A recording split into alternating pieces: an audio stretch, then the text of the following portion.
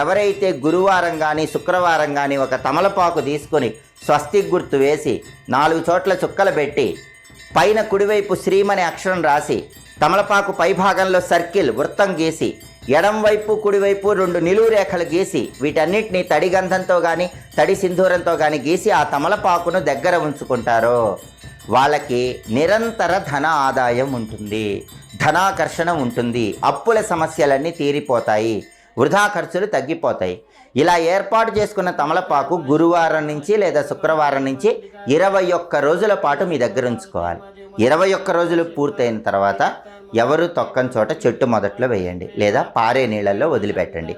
తమలపాకుకు సంబంధించిన ఈ శక్తివంతమైన పరిహారం ఒక్కసారి చేసి చూడండి.